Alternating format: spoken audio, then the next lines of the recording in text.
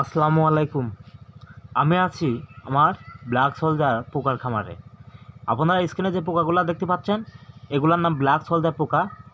এই লাস্ট স্টেজে আছে, এটার নাম পিউপা বলা হয়। তো নতুন খামারে যারা বা আমু যখন চাষ শুরু করছে এই ধরনের পিউপা নিয়ে চাষ শুরু করছে। স্ক্রিনে যে পিউপাগুলো দেখতে পাচ্ছেন পিউপাগুলোর কোয়ালিটি খুবই ভালো। যদি এরকম কোয়ালিটির পিউপা নিয়ে নতুন অবস্থায় চাষ শুরু করা যায় তাহলে ব্ল্যাক সোলজার পোকা চাষে সাকসেস হওয়া যায়। তো ক্যামেরাটা অনেক দূরে রেখেছি, এই জন্য আপনার দেখা যাচ্ছে একটু হালকা ছোট। আমি যদি একটু জুম করে দেখাই তো আপনারা বুঝবেন যে আসলে পিউপাগুলা অনেক বড় বড়। আর নতুন অবস্থায় ব্ল্যাক সোলজার পোকা চাষ শুরু করলে আপনার পিউপা যদি এরকম বড় হয় এই ক্ষেত্রে মাছিটা হবে অনেক বড়। আর মাছিগুলা যদি বড় হয় তাহলে ইনশাল্লাহ প্রচুর পরিমাণ ডিম পাবেন। আর ডিম পাইলে কিন্তু নতুন অবস্থায় ব্ল্যাক সোলজার পোকা চাষে আপনি সাকসেস।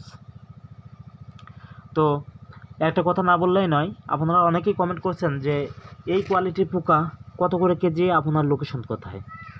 আমার লোকেশন পাবনা জেলা। আপনি আসলে আমার সাথে কন্ট্যাক্ট করে আসবেন, ইনশাল্লাহ ফোনে যোগাযোগভাবে রিসিভ করতে পারবো।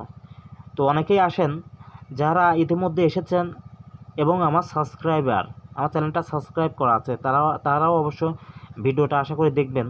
যে দেখুন, আপনারা আসছেন, আমি কিন্তু সয় সম্মানের সঙ্গে রিসিভ করে নিয়ে আসি, আপনাদের খামার ভিজিট করায় এবং যতটুকু প্রয়োজন দেখিয়ে পোকা দিয়েছি, আপনারা নিয়ে গেছেন। এবং আপনারা প্রায় এখনও 150 জনের মতো লোক এই ব্ল্যাক সোলজার পোকা চাষে সাকসেস এবং হাঁস মুরগি মাছের প্রাকৃতিক খাদ্য হিসাবে লার্ভা উৎপাদন করে প্রতিনিয়ত খাওয়াচ্ছেন, লাভবান হচ্ছেন। আপনারা আমাকে ফোন দেন, আপনারা অবশ্যই আমার ভিডিওগুলো ভালো করে দেখবেন, একটা লাইক করতে ভুলবেন না। তো এই যে কোয়ালিটির পোকা, আপনি যদি ব্ল্যাক সোলজার পোকা চাষ শুরু করতে চান তাহলে সর্বপ্রথম আপনাকে কি করতে হবে? পোকা নির্বাচন করতে হবে। এখন এই কোয়ালিটির পোকা নিয়ে আপনি চাষ শুরু করলে তাহলেই পোকা চাষে সফল হতে পারবেন।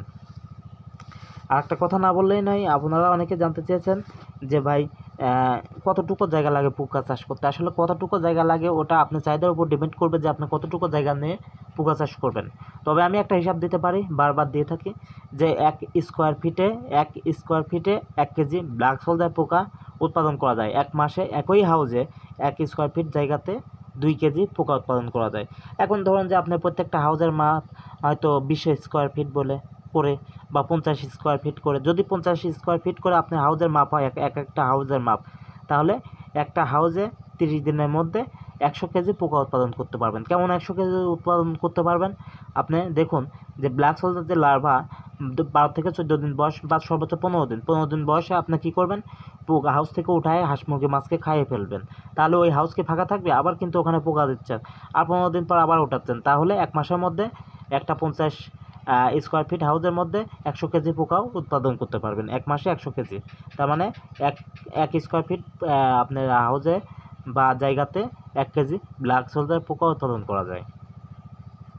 তো আপনাদের যদি কোনো কিছু জানা থাকে অবশ্যই কমেন্ট করবেন এবং স্ক্রিনে দেওয়া এই নাম্বারে ফোন করবেন। তো সবাই ভালো থাকবেন, আল্লাহ হাফিজ।